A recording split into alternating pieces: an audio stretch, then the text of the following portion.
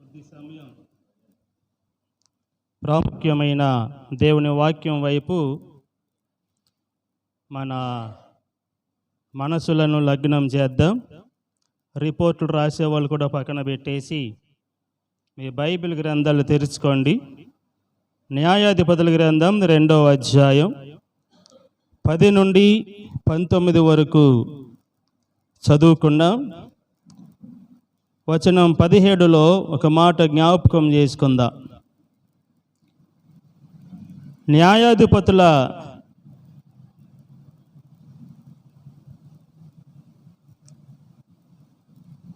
17వ వచనంలో తమ పితరులు యెహోవా ఆజ్ఞలను అనుసరించి నడిచిన మార్గము నుండి త్వరగా తొలగిపోయి ఇతర దేవతలతో వ్యభిచరించిరి, వాటికి నమస్కరించిరి. తమ పితరులు ఆజ్ఞలను అనుసరించినట్లు వారు నడవకపోయిరి. పితరులు యెహోవా ఆజ్ఞను అనుసరించి నడుచుకున్నారు, కానీ తరువాత తరం వారు ఆ విధంగా నడవలేకపోయారు అని ఇక్కడ జ్ఞాపకం చేస్తూ ఉన్నారు. ఇశ్రాయేలీలు ఆధ్యాత్మిక జీవితంలో వారు పతనమైన వారుగా చూస్తూ ఉన్నారు. ప్రాథమిక సూత్రాల ద్వారా మనం తెలుసుకోవలసింది ఈ 10 నుండి 19 వచనం వరకు మనం జ్ఞాపకం చేసుకున్నట్లయితే చాలా కీలకమైన సంగతులు ఇందులో కనబడుతూ ఉన్నాయి. మొదటిగా, న్యాయాధిపతుల కాలంలో క్రొత్త తరం వారు వచ్చినప్పుడు తమ పితరుల బోధ నుండి వారి మార్గాల నుండి తొలగిపోయిన వారుగా ఉన్నారు. దేవునితో వారికి ఉన్న నిబంధన, ఆ సంబంధాన్ని వదిలిపెట్టిన వారుగా ఉన్నారు. వచనం 10లో అది జ్ఞాపకం చేస్తూ ఉన్నాడు. చదవండి. ఆ తరము వారందరూ తమ పితరుల యొద్దకు చేర్చబడిరి. వారి తరువాత యెహోవానైనను ఆయన ఇశ్రాయేలులకు కొరకు చేసిన కార్యములనైనను ఎరుగని తరం ఒకటి పుట్టగా. ఎందుకు వచ్చింది ఇలాగు? యెహోవానైనను ఆయన చేసిన కార్యములనైనను ఎరుగని తరం ఎందుకు వచ్చింది? దేవుని వాక్యం ఏం చెప్పాడు? మీ పిల్లల పిల్లలకు వాటిని బోధించాలని చెప్తూ వచ్చాడు. మీ నుదుట వాటిని భాషికములుగా వ్రాసుకోమని చెప్పాడు. ఆయన ఒక దెబ్బ కొట్టండి. అలాగూ వాక్యమును ఎదుట ఉంచుకోవాలి, జ్ఞాపకం చేసుకోవాలి. మీ గుమ్మములకు వాటిని తగిలించుకోవాలని అంటే మనం ఏం చేస్తున్నాం? ఇప్పుడు యేసుక్రీస్తు ఈ గృహాధిపతి అని పెడుతున్నాము, కానీ నిజంగా ఆయనకు చోటిస్తున్నామా? ఆలోచన చేయండి. ఆ ఫోన్లు సైలెంట్లో పెట్టమని చెప్పా. దేవునితో ఉన్న ఆ నిబంధన, దేవునితో ఉన్న ఆ సత్సంబంధాన్ని వదిలిపెట్టేసి వీళ్ళు ఎక్కడికి వెళ్ళిపోయారు? చెడు మార్గంలోనికి వెళ్ళిపోయారు. చెడు తరము ఒకటి బయలుదేరుతూ వచ్చింది.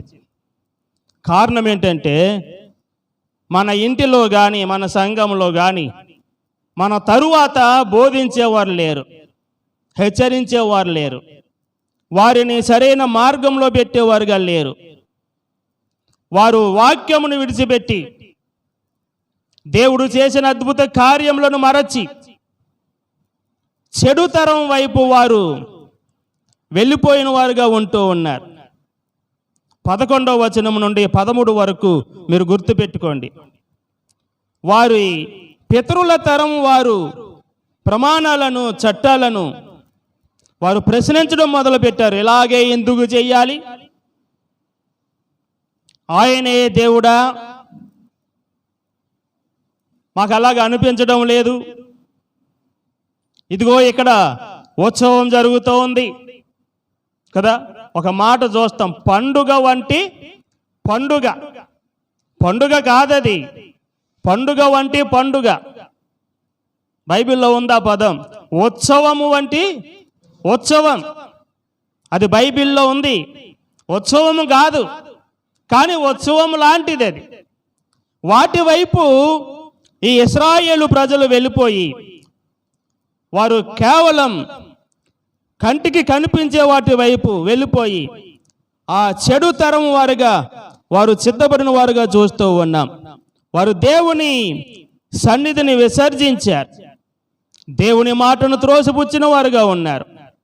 రెండవదిగా, వారు దేవుని వాక్యానికి విధేయత చూపక తొలగిపోయి తమ సొంత కోర్కెల ప్రకారం జీవించిన వారుగా ఉంటూ ఉన్నారు కదా. నీ స్వబుద్ధిని ఆధారం చేసుకోవద్దు అని చెప్తూ ఉంటే వీళ్ళు ఏం చేస్తున్నారంట? సొంత కోరికలు దేవుని సన్నిధిని, దేవుని వాక్యానుసారంగా దేవుడు ఒక క్రమం పెట్టాడు, ఒక కట్టడ ఉంది, ఒక నియమం మనకుంది. ఇది కాకుండా వారి సొంత ఆలోచన ప్రకారం ఎవరికి వారు తమ ఇష్టానుసారంగా వెళ్ళిపోయిన వారుగా ఉంటూ ఉన్నారు. చూడండి, 2వ వచనంలో, 2వ అధ్యాయం 2వ వచనంలో,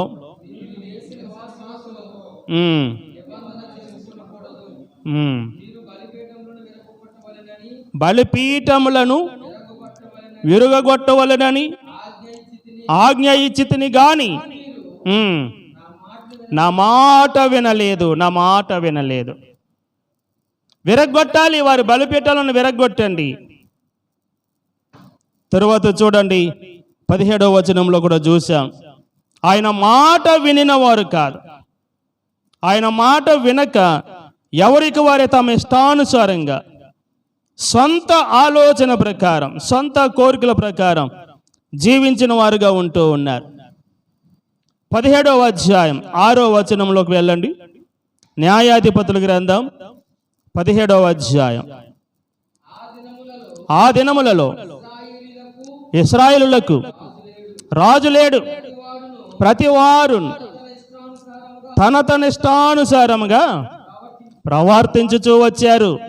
రాజు లేకపోతే ఇంకేముంది? ఎవరి ఇష్టానుసారంగా వాడు ప్రవర్తిస్తూ వచ్చారు. న్యాయాధిపతులను పుట్టించాడు ఆయా సందర్భాల్లో. వారు గతించిపోయిన తరువాత ఇక వారిని కట్టడ చేసేవారు లేరు, వారిని ఆధీనంలో పెట్టేవారు లేరు. ఎవరి ఇష్టానుసారంగా వారు వెళ్ళిపోయిన వారుగా ఉన్నారు. ఇదే మాట ఆఖరి అధ్యాయం ఆఖరి వచనంలో కూడా ఉంటుంది. 21వ అధ్యాయం 25వ వచనంలో అదే మాట మరలా అక్కడ జ్ఞాపకం చేస్తూ ఉండేది. ఆ దినములలో ఇశ్రాయేలుకు రాజు లేడు, ప్రతివాడును తన ఇష్టానుసారముగా ప్రవర్తించుచూ వచ్చారు. సొంత ఆలోచన ప్రకారం, సొంత కోరికల ప్రకారం వారు ప్రవర్తిస్తూ వచ్చారు. అసలు కనాను దేశంలోనికి వెళ్ళినప్పుడు దేవుడు ఒక మాట చెప్పాడు, ఆ దేశంలో నుండి అన్య జనులను సమూలముగా బయటికి వెళ్ళగొట్టండి అని చెప్పాడు. కానీ మన వాళ్ళు ఏం చేశారు? ఉంటారులే, మన పని మనుషులుగా ఉంటారులే, మనకు సహకారులుగా ఉంటారులే అంటే దేవుని మాట విన్నారా? వినలేదు. దేవుని మాటకు లోబడలేదు, విధేయులు కాలేదు. ఉంటారులే అన్నారు, మనకు పనులు చేస్తారన్నారు. చివరికి ఏమైంది? వారు అభివృద్ధి చెందుతూ వచ్చారు, వీరు అభివృద్ధి చెందుతూ వచ్చారు. చివరికి వారి యొక్క ఆ కనానీయుల ఆ చెడు సంస్కృతికి లేక ఆ చెడు సహవాసంలోనికి వీరు పూర్తిగా వెళ్ళిపోయిన వారుగా ఉన్నారు.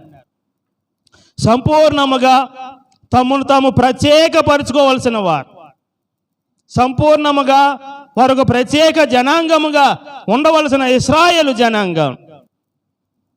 వారు దేవుని మాటకు లోబడక, దేవుని చిత్తానికి కాకుండా తమ సొంత ఆలోచన ప్రకారం వెళ్ళిపోయిన వారుగా చూస్తూ ఉన్నారు. వారు తమను ప్రత్యేకపరచుకోలేదు. వారితో కలిసి వారి విందులు, వారు పండగలు, వారు ఉత్సవాల్లోనికి వెళ్ళిపోయి ఆధ్యాత్మిక జీవితంలో ఇశ్రాయేలు జనాంగం విఫలమైనట్టుగా చూస్తూ ఉన్నాం. ఎందుకు విఫలమయ్యారు? ఎందుకు విఫలమయ్యారు? వారు పతనానికి కారణం ఏంటి? మొదటి అధ్యాయం 28వ వచనంలో, న్యాయాధిపతుల గ్రంథం మొదటి అధ్యాయం 28వ వచనంలో, బలవంతులైన తరువాత వారు కనానీయుల చేత వెట్టి పనులు చేయించుకొనిరి, కానీ వారిని బొత్తుగా వెళ్ళగొట్టలేదు. వెట్టి పనులు చేయించుకున్నారు వాళ్ళని. ఇదే కారణం వారు పతనమైపోవడానికి. వారు ఆధ్యాత్మిక జీవితంలో పడిపోవడానికి ఇదే కారణం. మన జీవితాల్లో మనము కూడా సమూలముగా విడిచిపెట్టవలసినవి విడిచిపెట్టక ఇంకా అలాగా కొన్ని దాచుకొని ఉంటూ ఉన్నాం. కొన్నింటిని అలాగే ఉంచుకుంటూ వస్తూ ఉన్నాం. పరిపూర్ణముగా మనము లోకాన్ని, పాపాన్ని, చీకటిని విడిచిపెట్టలేని స్థితిలో పర్వాలేదులే ఎవరు చూశారులే కదా, ఈ విధంగా కొన్నింటిని అలాగే దాచుకుంటూ ఉన్నాం. కొన్నింటిని అలాగే విడిచిపెట్టగా లోపల అలాగే ఉంటూ ఉన్నాయి. కనుకనే మన యొక్క ఆధ్యాత్మిక జీవితంలో దేవుని మాటకు లోబడక, దేవునికి విధేయత చూపక, చేయవలసిన పరిచర్య నమ్మకంగా చేయక ఏదో పరుగులెడతా ఉన్నాం. ఎక్కడెక్కడికో పరుగులెడతా ఉన్నాం. మనలో ఇంకా లోకం ఉంటూనే ఉంది. పరిపూర్ణముగా ఆచారాలు విడిచిపెట్టలేకపోతూ ఉన్నాం. సేవకులుగానే మనమే చెప్తూ ఉన్నాం, పర్వాలేదులే నువ్వు బొట్లెట్టు, పర్వాలేదులే నువ్వు అక్షింతలు వేయి, పర్వాలేదులే అది ఇది అదే. ఏంటో మరలా ఎప్పుడైనా అవకాశం వస్తే అక్షింతల గురించి కానీ, మంగళసూత్రాల గురించి కానీ, అది అసలు మన సాంప్రదాయము కాదు. ఒక మాట చెప్పేస్తాం ఆ పెళ్లి సందర్భంలో, భారతదేశ సాంప్రదాయ ప్రకారం. ఎవరు చెప్పాడు ఇది భారతదేశ సాంప్రదాయం అని? వాళ్ళు పట్టుకొచ్చి పెట్టేశారు. అది అలాగే అంతే. అదొక బంధం అని అంటూ ఉన్నారు. మంగళసూత్రం కట్టకపోతే వాళ్ళు ఏమైనా విడిపోతారేంటి? లేదా అది కట్టినందువల్ల వాళ్ళు ఏమైనా కలిసి ఉంటున్నారా? అన్యాచారం. దాని చరిత్ర చాలా ఉంది. అది ఇప్పుడు మనం చెప్పుకోవడానికి సందర్భం కాదు. కనుక మనం ఇంకా లోకాన్ని విడిచిపెట్టకుండా లోకంలోనే మనం కలిసిపోతూ ఉన్నాం. వారిని సమూలముగా నాశనం చేయాలి, కానీ దానికి బదులుగా భౌతిక సంబంధమైన ప్రయోజనాల కొరకు, మన అవసరతల కొరకు కనానీయుల ఆ దుర్నీతిలో మనము నిండిపోయిన వారుగా ఉంటూ ఉన్నాం. వారి యొక్క ఆనందాలు మనము ఎంచుకుంటూ ఉన్నాం. వారి యొక్క ఉత్సవాల్లో మనం కూడా పోయిన వారుగా ఉంటూ ఉన్నాం. వారు కనానీయులు వెళ్ళిపోయారు, మన జీవితాల్లో కూడా అలాగే ఉంటూ ఉంది. మన పండగల్లో కూడా అలాగే చేస్తూ ఉన్నాం. ఇంకా అన్యాచారాలు ప్రజల కొరకు, ఏదో పిల్లలు ఇలా చేస్తేనే కానీ ప్రజలు రావడం లేదు. రేపు లెంటు వస్తూ ఉంది, 5వ తారీఖు నుండి ఓపెన్ అవుతూ ఉంటుంది లెంటు. మనకు అవసరం కాదు. నిజముగా వాక్యాన్ని ఎరిగిన వారికి అది అవసరం కాదు. ప్రతి ఆదివారం మనం చేసేది అదే. ఆరాధన చేస్తూ ఉంటాం, రొట్టె విరుస్తూ ఉంటాం. ఎందుకు విరుస్తావు? ఏం చెప్పాడు? రొట్టె విరిచేటప్పుడు ఏం చేయమన్నాడు? నన్ను జ్ఞాపకం చేసుకోవడానికి ఇలాగూ చేయుడి. ప్రతి ఆదివారం. మీలో కొంతమంది నెలకోసారి చేస్తారేమో, నేనైతే ప్రతి ఆదివారం ఉంటుంది. కొన్ని డినామినేషన్లో, కొన్ని సంఘాల్లో ప్రతి ఆదివారం ఉంటుంది. చర్చ్ ఆఫ్ క్రైస్ట్లో ప్రతి ఆదివారం రొట్టె విరుచుట ఉంటుంది. జీడిఎం సంఘాల్లో ప్రతి ఆదివారం ఉంటుంది.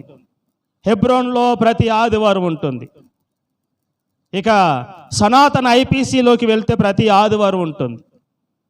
కొంతమంది అస్తమానం ఏమిస్తాంలే,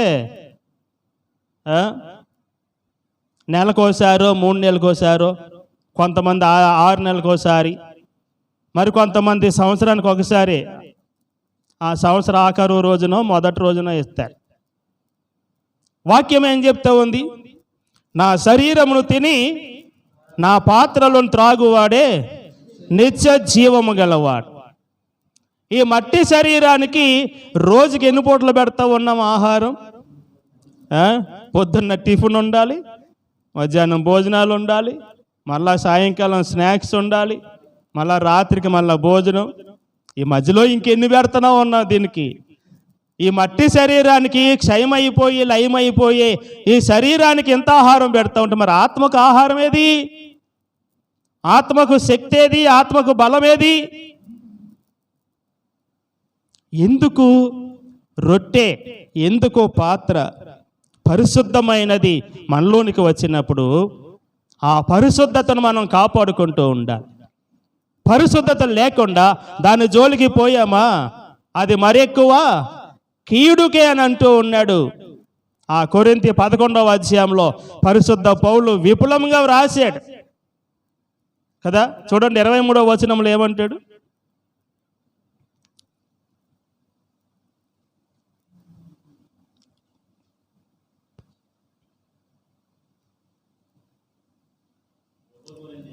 ఆ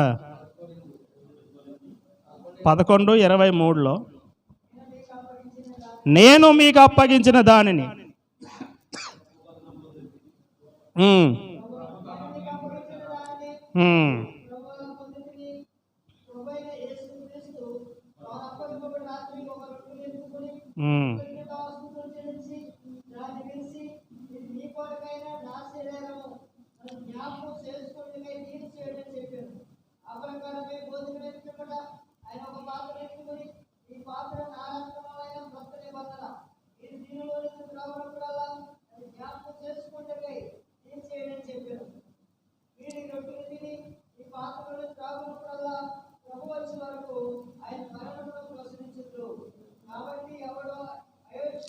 అక్కడి నుంచి పట్టుకోండి. ఎవడు అయోగ్యముగా ప్రభు యొక్క రొట్టెని తిననో, లేక ఆయన పాత్రలోని త్రాగునో,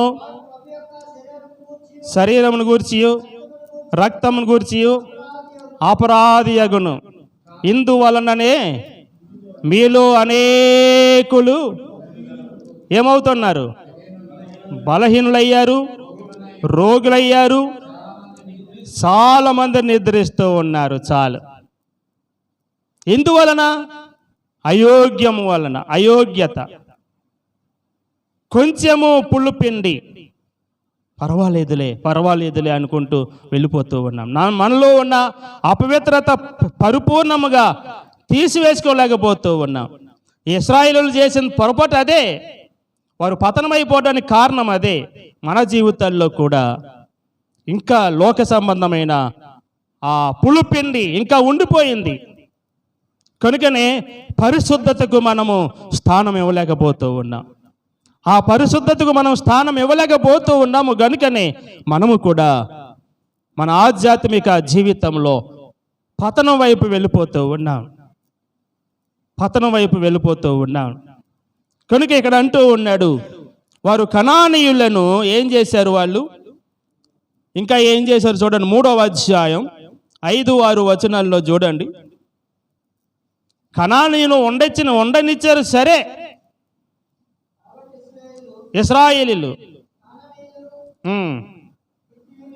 హిత్తీయులు, అమోరీలు,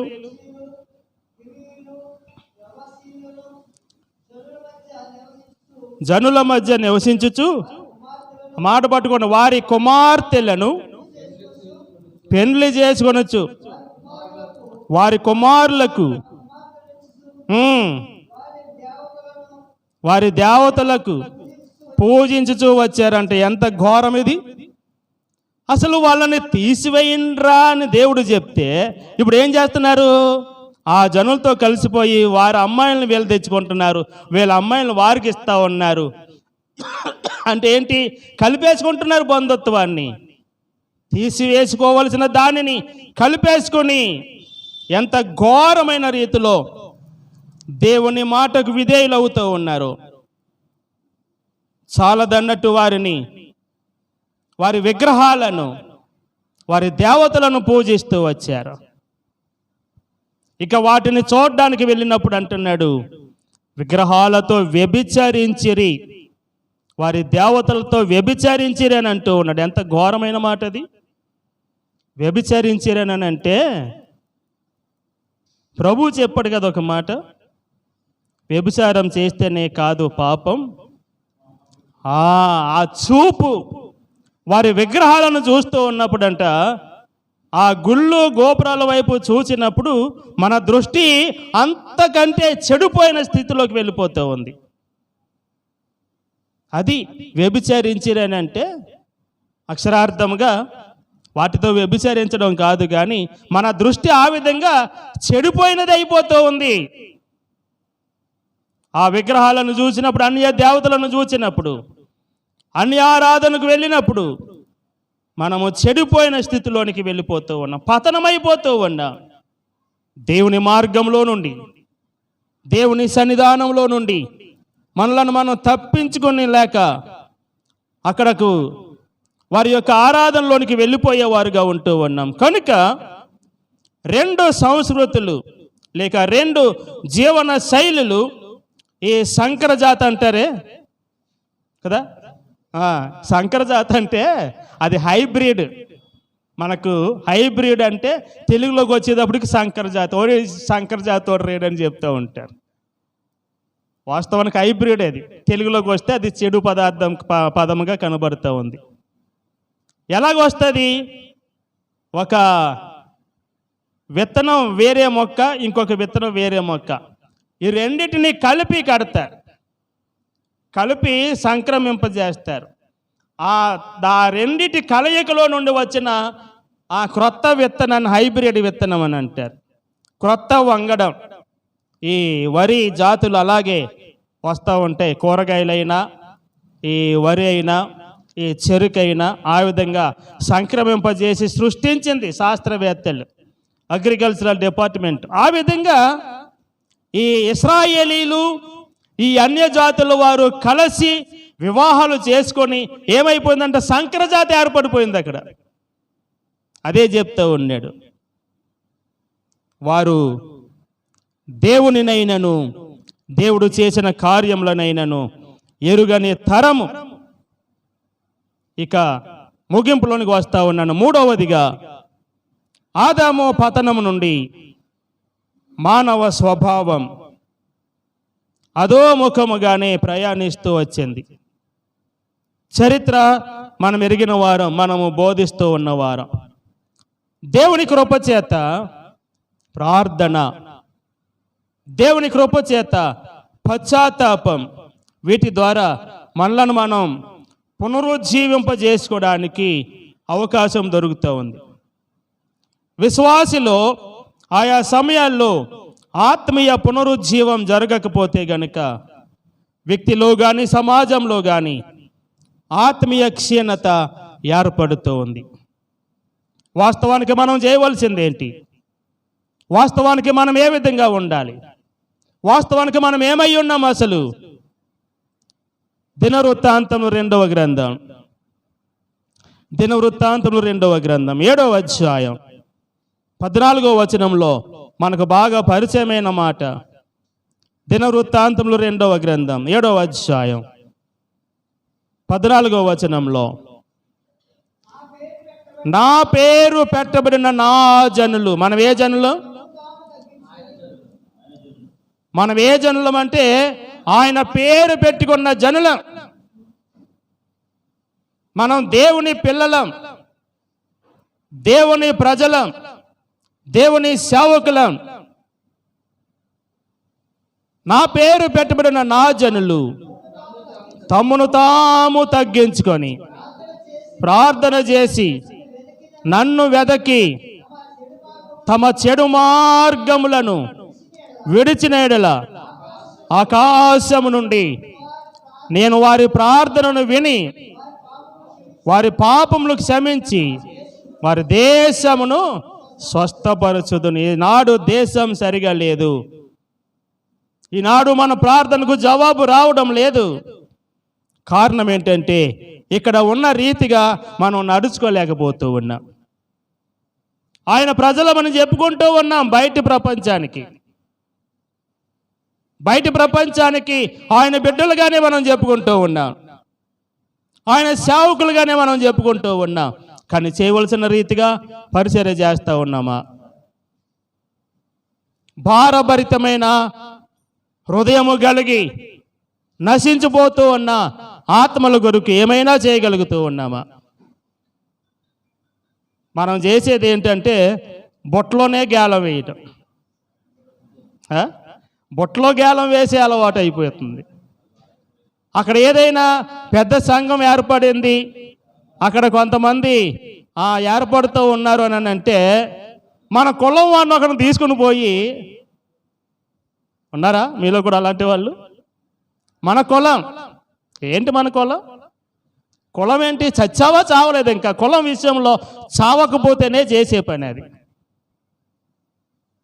మన కులం ఏంటంటే యేసుక్రీస్తు ప్రభు యొక్క సహోదరులు. మనం అందరము కూడా దేవుని పిల్లలం. మారు మనసు పొందిన తరువాత మనం దేవుని పిల్లలం. మన కులం ఏంటంటే దేవుని కులం అని అంతే. కులానికో సంఘం ఏర్పడిపోతూ ఉంది ఈ దినాల్లో. ఆ సంఘంలో నుంచి ఇదిగో మన కులము కోసం, మన కోసమే కదా అక్కడ ఏర్పాటు చేశాను, మీరందరూ వచ్చేయండి అక్కడికి. ఇంత ప్రయాసపడి, ఇంత కష్టపడి, వారి కొరకు ప్రార్థన చేసి, వారి కొరకు దివారాత్రులు ప్రయాసపడి, వారు మారు మనసు పొందేంత వరకు, వారిని సంఘంలో చేర్చేంత వరకు ప్రయాసపడిన సేవకుడు వారిని పక్కన పెట్టేస్తూ ఉన్నారు. ఇక వాడు అవసరం లేదు, మన కొరకే కదా ఏర్పాటు చేశాను, వచ్చేయండి. ఎక్కడ వీడు సంఘం ఏర్పాటు చేసేది? ప్రయాసపడక్కర్లేదు, శ్రమ పడక్కర్లేదు. తీసుకుని పోయి అక్కడ ఒక దుకాణం ఏర్పాటు చేసేసి, ఇది మన ఆలోచన. ఆయన పేరు పెట్టబడిన జనులమేనా చేసేది ఇది? నా పేరు పెట్టబడిన నా జనులు తమ్మును తాము తగ్గించుకోవలసి ఉంది. తగ్గింపు హృదయం అనేది మనలో కనబడడం లేదు చాలాసార్లు. యేసుక్రీస్తు ప్రభు ఎంతవరకు తగ్గించుకున్నాడు? ఫిలిప్పీ పత్రికలో చూస్తాం ఎంతవరకు తగ్గించుకొని వచ్చాడు. దీనుడుగా, దరిద్రుడుగా ఆయన లోకానికి దిగి వచ్చిన వాడు, మనుషుల పోలికగా పుట్టినవాడు కదా. చదువుతారా? 2వ అధ్యాయం 5వ వచనం నుండి అనుకుంటా.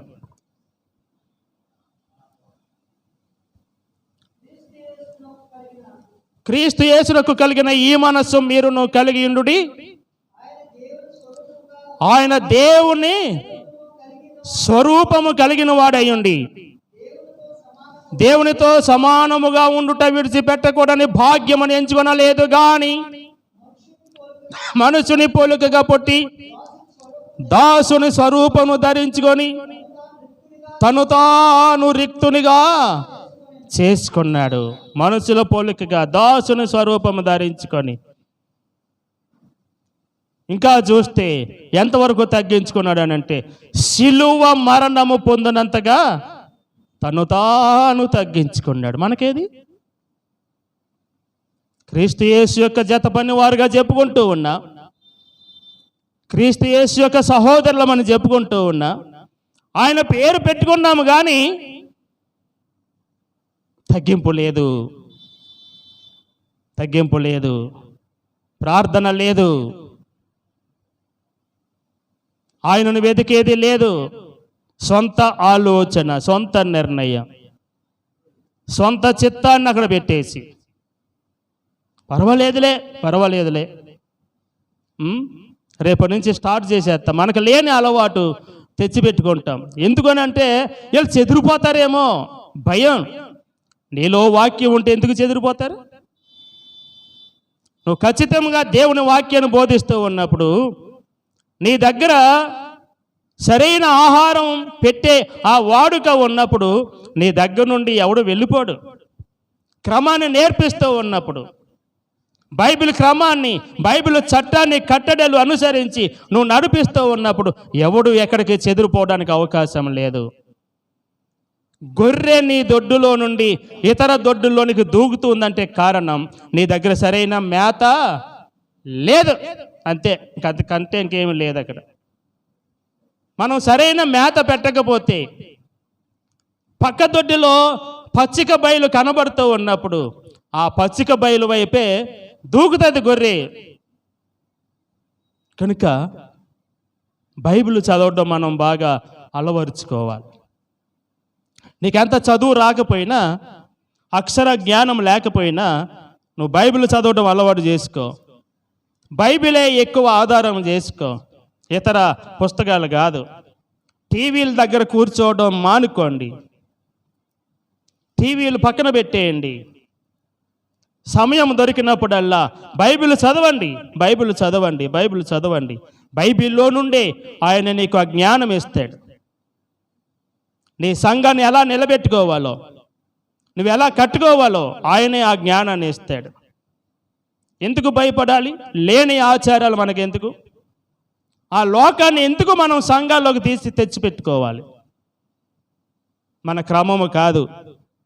బైబిల్ సిద్ధాంతం అమ్మ, ఇదిగో మన క్రమం మనకుంది. మనం దేవుని పిల్లలం. దేవుని వాక్యం అలా చెప్పడం లేదు. నేర్పించండి. మనం తగ్గించుకొని ఆయనను వెదకి ఏం చేయాలి? తమ చెడు మార్గములను విడిచిపెట్టాలి. చెడు మార్గములు ఏమైతే ఉన్నావో, ఇంకా చావకపోతే, లోకరీత్యా ఇంకా చావకపోతే, ఇంకా విడిచిపెట్టకపోతే వాటి నుండి వైదొలగి అప్పుడు ఆయన సన్నిధికి వెళ్ళి ప్రార్థన చేసినప్పుడు ఆకాశము నుండి నేను వారి ప్రార్థనను విని ఏం చేస్తాడంట? స్వస్థపరుస్తాడు. ఎందుకు స్వస్థతల వైపు వెళ్ళిపోతూ ఉన్నారు మనోళ్ళు? మన దగ్గర లేదు గనుక మా అయ్యగారు ప్రార్థన చేస్తారు, అమ్మ ప్రార్థనకు తీసుకుని రండి అని చెప్పగలిగి ఉండాలి మన విశ్వాసులు. అయ్యా మా అయ్యగారి దగ్గరికి రండి, మన విశ్వాసులు చెప్పగలిగి ఉండాలి. ఆ విధంగా మన విశ్వాసులను మనం ట్రైనింగ్ ఇవ్వాలి. ఆ విధంగా మనం ప్రార్థన పూర్వకంగా వారిని బలపరుచుకుంటూ ఉండాలి.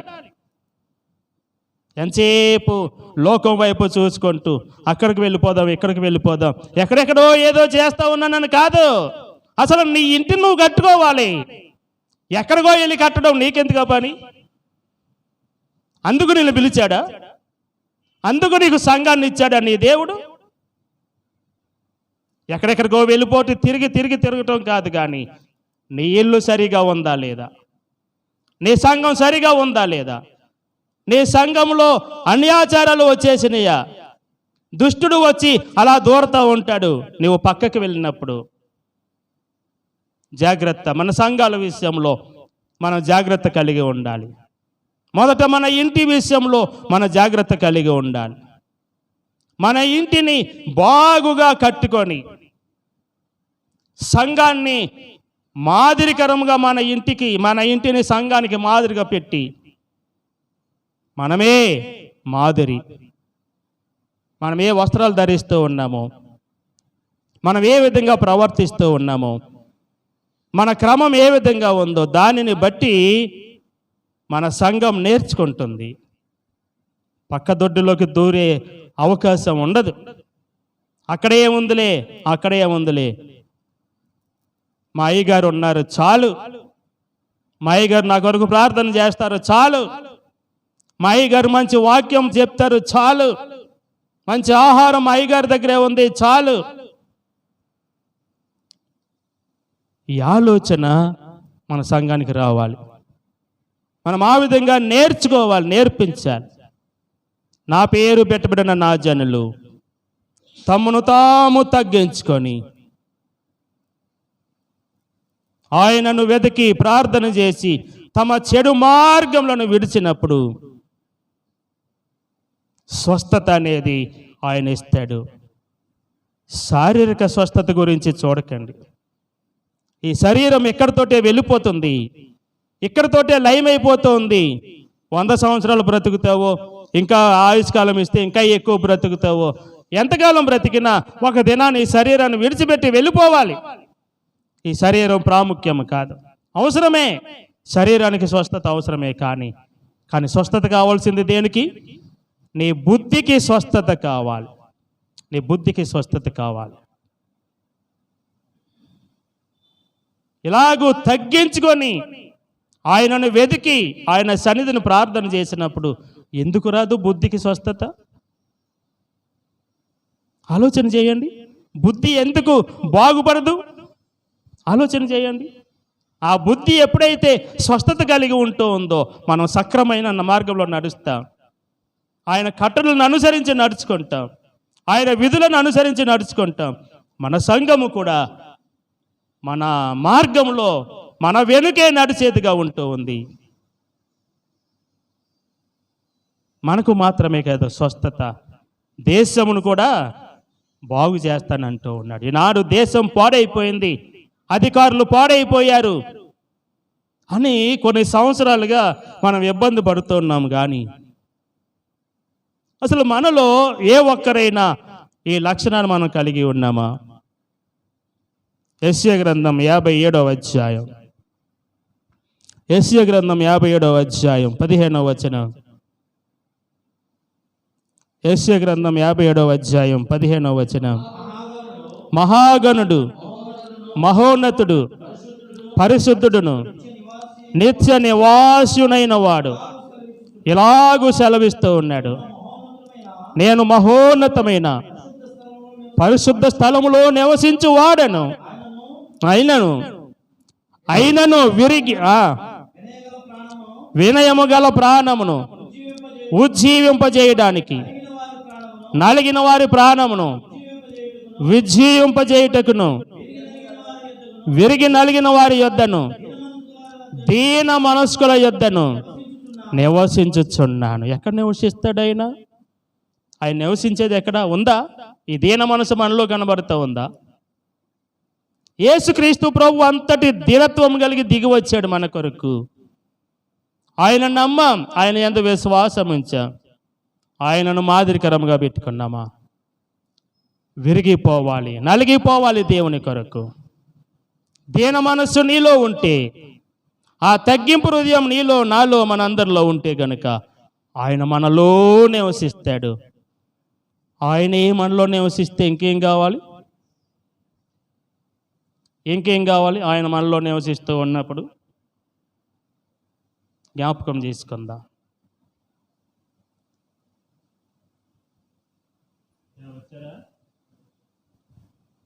ముగించుకుందాం, ప్రభువుకి అప్పగించుకుందాం.